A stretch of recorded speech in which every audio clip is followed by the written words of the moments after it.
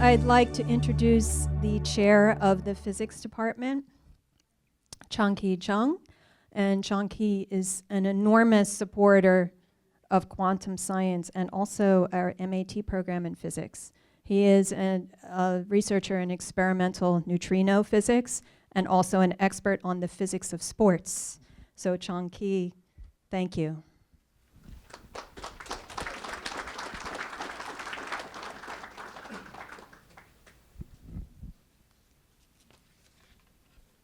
Good morning, everyone. Good morning. I went to bed at 4 a.m. in the morning. I know you are all early risers, but it's not usual for me. So bear with me. Personally, it is great to see you all at this transformative International Year of Quantum Education Leadership Conference, where we gather to explore how education can lead the way in shaping the future of quantum information science and technology, QuEST. I deeply applaud professors Angela Kelly, Dominic Schnabler, and Juju Wei. For me, their effort is the nation-leading visionary effort to promote QuEST education in secondary schools, and I'm very proud of having them in my distinguished department. Can you?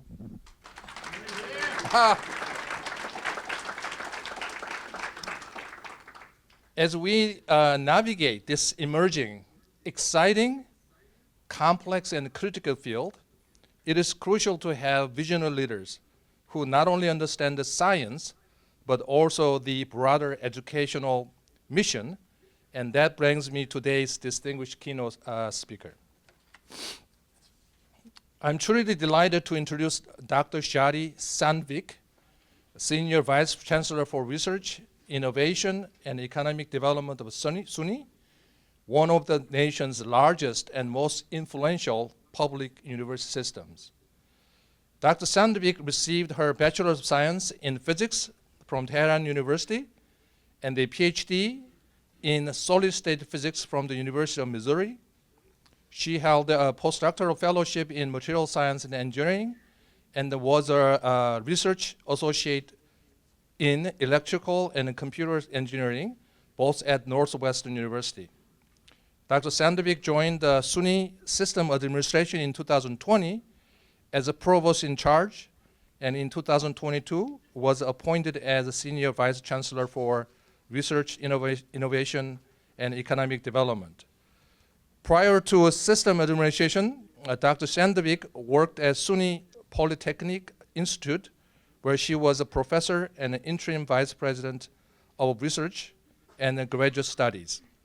She continues her faculty appointment within the Nanoscale Engineering College. In the past 17 years, Dr. Sandvik has secured over $12 million in research funding on the federal, state, and industry levels. She has published over 100 peer-reviewed journal papers, serves as editor-in-chief of Journal of Electronic Materials, and is actively advising 5 PhD students. I don't know how that's possible. She does that. And having graduated 10 PhD students previously and supervised multiple master students and postdoctoral fellows.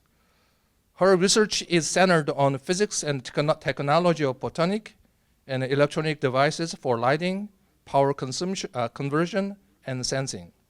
Dr. Sandvik was appointed the first presidential fellow with the Research Foundation for SUNY in 2013, SUNY Provost Fellow in 2012, and was awarded the New York Governor's 2005 Woman of Excellence for her professional accomplishment and contribution to the community.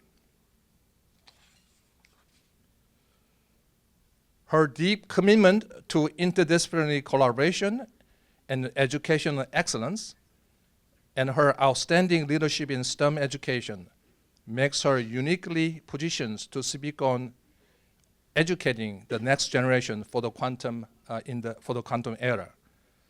Please join me giving a warm welcome to Dr. Shadi Sandvik.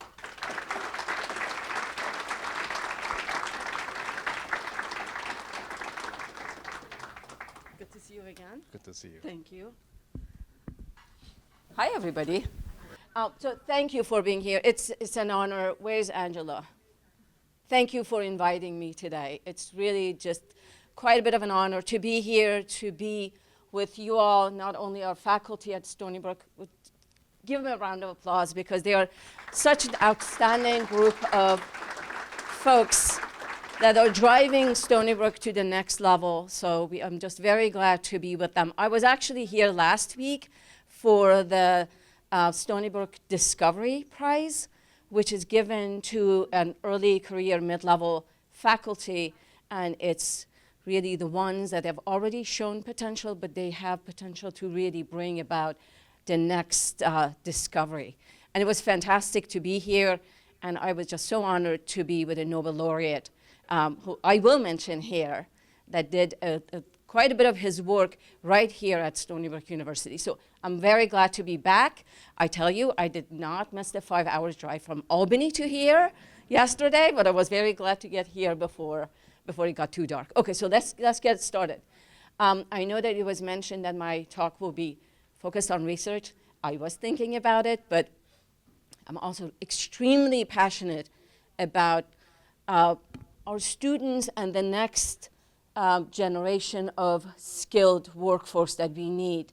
So I want to touch up on a lot of the work that I did in the past about 5 years, because we may think these are disconnected. Technologies are disconnected. We talk about nanotechnology on one hand, and then we talk about quantum on the other hand, and we may not make the connection that they're really tapping into the same type of skills that are needed, similar type of skills that are needed. So I will talk about that a little bit too. I have put up here a number of technologies that are enabled by quantum information science engineering, or science, engineering, and technology. A number of quantum applications, whether it's imaging, sensing, computing, communication, and just fundamental research that are enabled by qubits. And these are enabled by a set of materials and devices and systems. So for these applications to be enabled, not only you need the fundamental research to happen, which a lot of our faculty do, but also you need engineers to think about the systems and about the devices.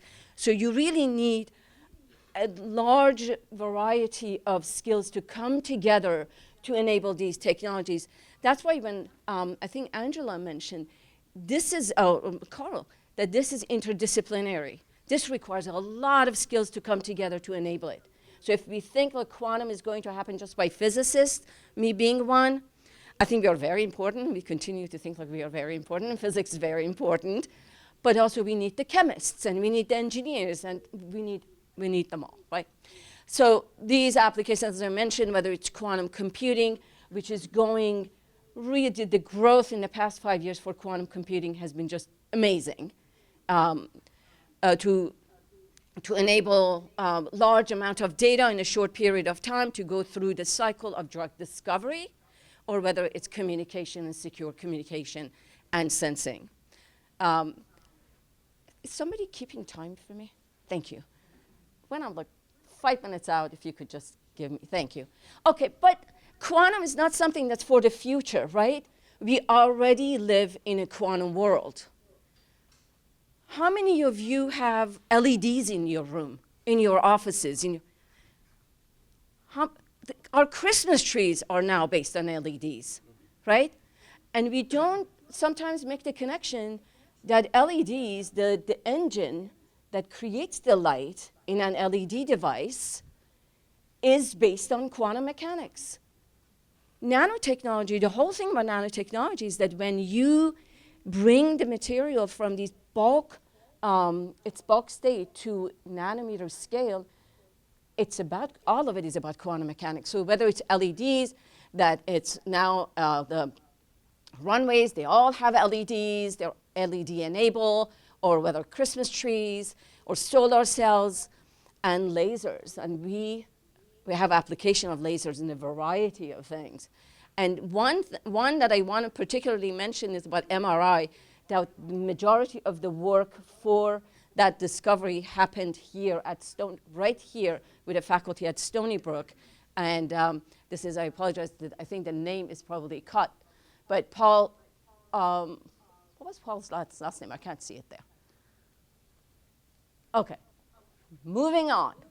This is, so it's a faculty that got his Nobel Prize. If you go on Stony Brook's website and look at the Nobel laureates and prize winners, you will see that he did majority of his work while he was here right at Stony Brook. Okay, so we already live in a quantum world. And I think for our students, how many students do we have in the audience? All right, that's awesome. Give him a round of applause for being here today. That's fantastic. So our students, sometimes they know way more than the rest of us know about the technologies that are coming up. So, and then what is going into that technology?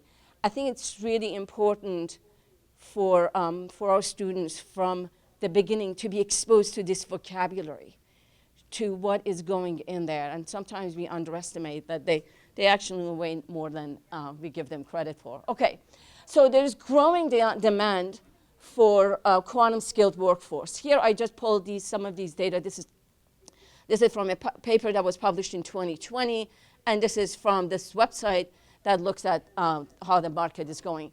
So looking at quantum technology market between 2022 and 2030, you can just see the tremendous growth that's going to see. A major part of this right now is driven by quantum computing, but also other applications. But here is a really interesting thing. This paper was published in 2020, and it's not surprising. I think Dr. Kelly referred to the type of jobs and the growth of these companies as well. But in 2020, in this paper, it looks at these number of companies that they interviewed, and this is the number of companies as a function of what the company does. So these are companies that they do sensing, they do facilitating technology, so marketing, communication, but also here is the range of companies. So some of these are startup companies, some of them are large companies. So you have IBM that does quite a bit in quantum computing, but also you have startup companies that are really kind of driving the way in innovation as well. I will come back to this slide again, but this is particular I want you to pay attention to, and I actually don't know if you can see the graph. This is basically says these positions, so these are the companies that are doing these type of technologies based on quantum information science technology, but these are the type of jobs that these folks have in these companies. And I apologize, you may not be able to read this very carefully, but it basically goes from scientists and engineers all the way to technicians, all the way to people that are adjacent. They do marketing. If folks that are in sales in a quantum computing or in a company that does quantum technology and doesn't have any understanding of quantum, then how can they go and sell their product? So not only you need the PhDs and you need the engineers, but you also need other folks around them to be skilled, not to the same level, but understand the technology. Okay, let's move on.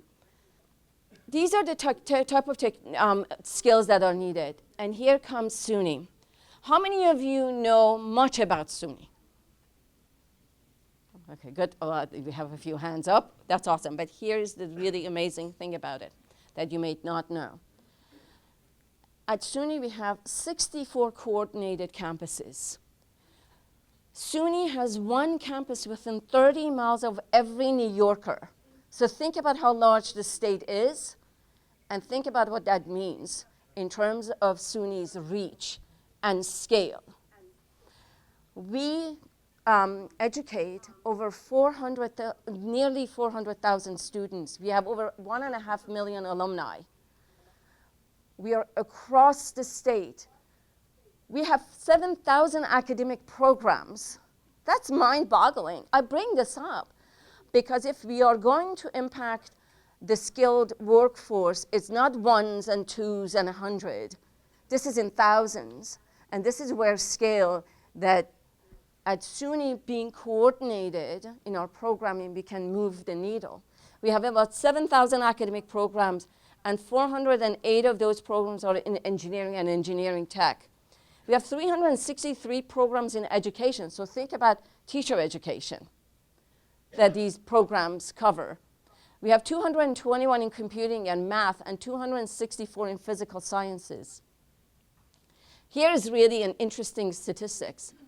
Our enrollment between 2018 and 2022 in AI, semiconductor, quantum-related programs at the bachelor, associate, at bachelor associate degree was over 90,000 students.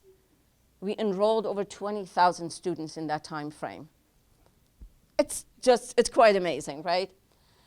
We offered between 23 and 24 over 106 unique courses. These are not duplicate. 106 unique courses in quantum.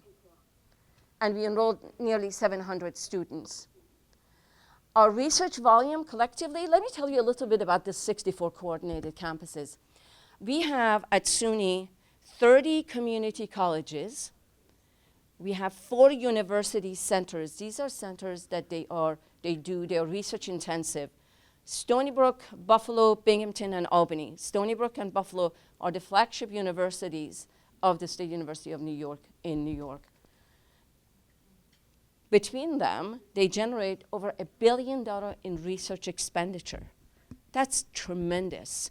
And if you think about how important quantum is and microelectronics is in terms of their impact it's tremendous, and it will keep growing. I want to say a couple of words about teacher education. 5 minutes, all right, I'm going to rush through this. So you may not hear much about teacher education. This is one program that I'm actually really proud of having been exposed to.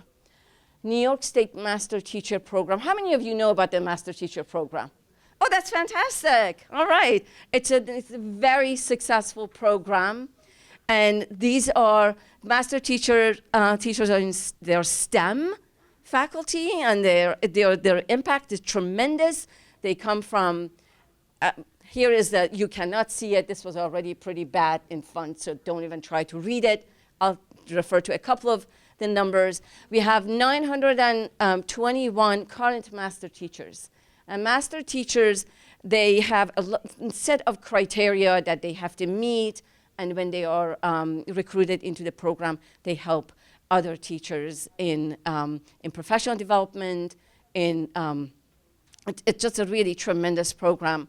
And master teachers, 921 right now, and there are 549 of them that have graduated the program already. Okay, I have 5 minutes, and there are a couple of things I want to mention, so I'll go through this quickly.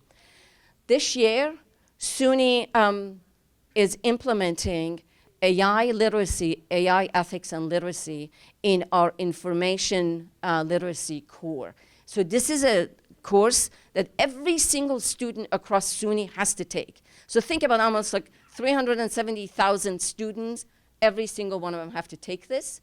And because of the growth of AI, this year, and you can see it's an immense undertaking to include anything into the core curriculum, but this was included.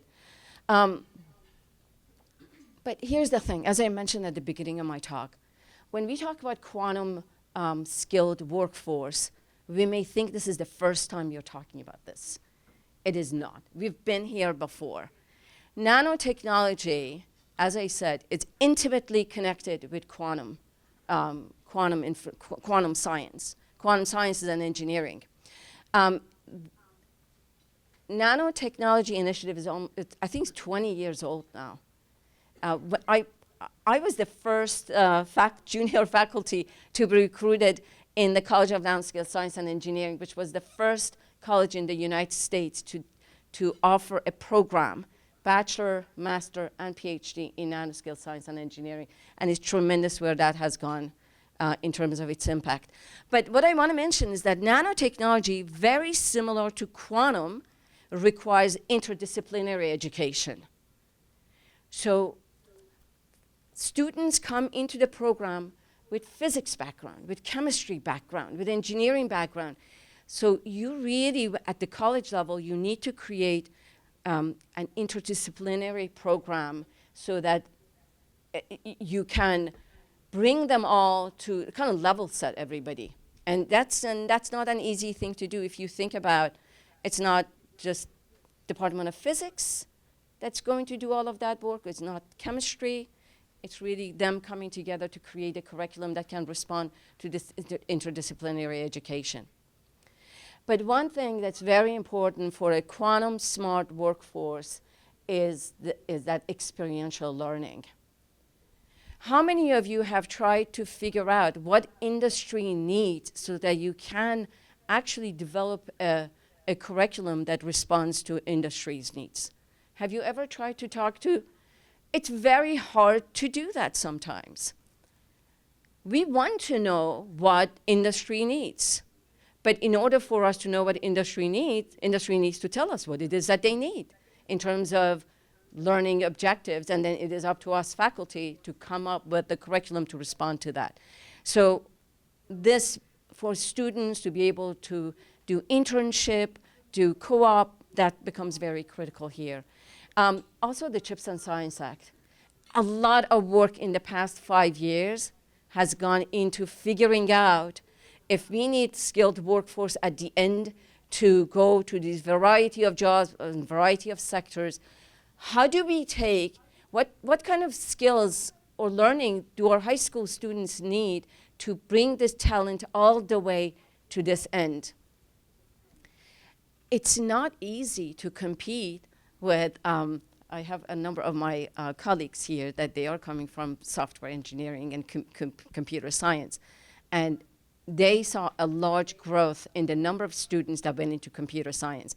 So when we talk about microelectronic manufacturing, some students, they may not even think like that's a cool thing to do.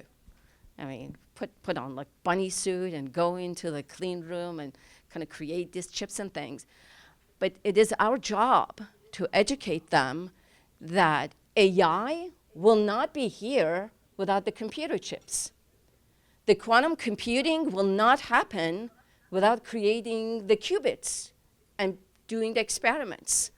So I feel at K through 12, there is a lot on a lot of you to not only do your day job, but also figure out a way that you can keep students excited and interested in the type of technologies that are going to create social mobility and economic mobility for them. At SUNY, I'm going to go quick, 30 seconds. We are putting our force behind creating a strategy document on around quantum information science and technology, and pushing to make sure that we make even more investment, and we advocate for, at state level and at federal level, to invest in our quantum work. We have a number of working groups, what I have highlighted here, especially our education and workforce working group, which I'm very grateful to Dr. Kelly for heading that, because that's very tremendous, and again, it undergirds a lot of the work that it needs to be done around technology. And here are, I put this up here, I have mentioned some of them before, but it is K through 12. Professional development and outreach efforts, they're extremely important. And there's already a lot of resources, and we hope that at SUNY we can partner definitely with our K through 12 partners to advance many of those. And with that, I'll leave you with this cartoon. How many of you have watched Teen Titans Go? If you haven't, do it. All right, awesome. I see the students' hands going up. I put this up because my daughter right now is a senior in high school. When she was in middle school, we watched this together. This was a Teen Titans Go episode on quantum, and here is Schrodinger's cat. So I'll leave you with this, and thank you for paying attention to the talk, and hopefully you got something out of it, and I'm happy to take any question. Thank you so much, Shadi. That was fascinating. And I think it's worth saying, Shadi, that the AI investment by the state, which was how many years ago? Empire AI? Yes, it yes. was only last year. Only last year, $275 million to AI, Empire AI, and $125 million of private investment along with that. So Shadi's task force is now creating a budgetary ask for the state, and as she showed on a previous slide, pre-college is going to be in that budgetary ask in the workforce development plan. So it's important that you fill out those surveys that I sent you, because we will include that in the report once we know what resources you need to start thinking about quantum education at the pre-college level. Yeah, thank you for mentioning that. That's tremendous. I mean, $400 million, that's quite a bit of money, but I also want to go beyond that. $400 million sounds really awesome, and it enables our faculty and our students to be able to do the type of computing, AI computing, that is that not everybody. If you're not at Google and you're not at Microsoft, you may not be able to access that type of computing. So that's tremendous. But at the same time, we pushed and got investment from the state to create departments of AI and society. And here at Stony Brook, there's going to be a department of technology, AI technology and society. So we are very grateful for that, and we will be able to hire faculty, as well as to create a SUNY AI platform that you can access it. Any student, any faculty, any staff at SUNY can access it and do a variety of things. And we hope that, exactly, Angela, as you said, the need of outreach and teacher and professional teacher education, that's extremely important, again, to enable this. So please, yes, please fill out those surveys, because that will inform us how to go about that. We have a question back here. From a graduate student. Hi, Professor Sandvik. Hi. Firstly, great talk. Thanks a lot. Thank you. I just want to have a question about, you mentioned about the employability in the quantum industry. I'm an electrical engineering PhD student, and my background is like, I have a bachelor's in power systems engineering, and now I'm transitioning to quantum computing. So it's like particularly interesting to me, because I have had some experience in industry, particularly in edtech, and I've had some chance. So my background, like the way I transitioned is I participated in open source projects. So I have experience in quantum optimization and open source quantum computing projects as well. So I've also had a chance to look at the industrial trends. And what I've been able to understand is that there is a certain nicheness when you are targeting certain industrial positions. Like there are some industries who expect engineers which they can train in quantum computing, and there are some roles, a lot I would say, that expect physicists so that they can train them in engineering skills. About those trends, would you please comment on, like, if someone wants, like, how can you explore these roles in the industry, and as you grow your skill set, how should you really think about what skills you should need? Because just to add a little to it, I remember reading an article about Ross Duncan from Cambridge Quantum, and he said something along the lines that really the way the industries are really recruiting quantum computing scientists and engineers is that they really do not expect them to have a complete skill set, because it's so diverse, it's so interdisciplinary. Like you mentioned arts, interestingly, because in quantum education, one of the highlights is also in quantum games. So you're talking about storytellers, you're talking about game developers, you're talking about quantum programmers. Like, it's so diverse that it's really, really hard to expect someone to have that diverse skill set. So I would like to hear your thoughts on this. Thank you. Yeah, thank you. That was fantastic, and that's exactly what you're saying. You're skilled. I just go back again to what nanotechnology was 20 years ago, that if you wanted to, when we created a degree in nanoscale science and engineering, everybody said that these students are not going to get a job, because they could not be put in disciplinary type department, and it would be very hard for industry to absorb them. But lo and behold, fast forward 20 years, we are in a very different world. I would say that's why I emphasize the need for internship and for co-ops and capstone.